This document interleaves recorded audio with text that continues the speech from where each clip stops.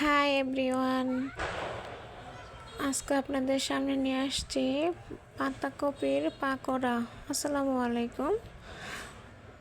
দেখেন শামিমা ডেলি ব্লগে আজকে পাতাকপি দিয়ে পাকোড়া বানাবো। পাতাকপি কুচি কুচি করে কাইটা ভালো করে ধুয়ে লবণ দিয়ে ভালো করে কষলিয়ে নিলাম। কষলিয়ে পানিটা বের করে নেবেন, তাহলে আর পানি ওঠার চান্স থাকে না। আমি এগুলো ভালো করে চিপে দেখেন উঠে নিছি। এখন একটু পানি নাই, আমি আর পানিও ইউজ করব না। ধনে পাতা দিয়ে দিছি, এবার দিয়ে দেব পেঁয়াজ কুচি, কাঁচামরিচ কুচি দিয়ে দিছি।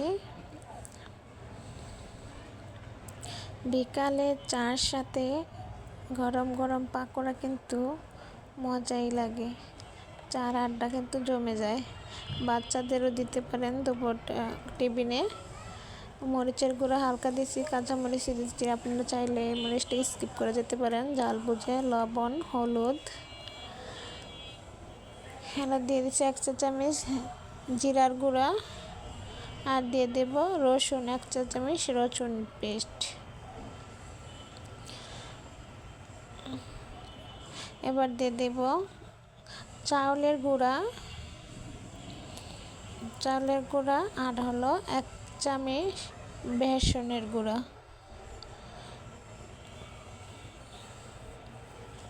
দিয়ে দিলাম বেসন।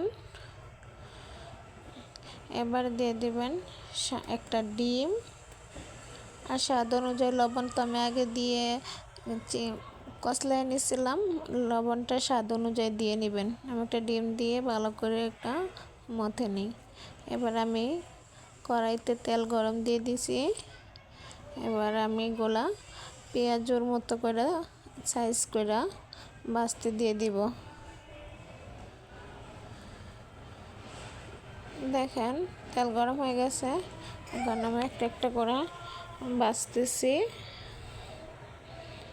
এরকম ভালো করে লাল লাল হইলে পাকোড়াগুলো উঠে ফেলবেন। দেখেন চার সাথে কিন্তু বিকালের আড্ডায় পাকোড়া সেই মজা লাগে।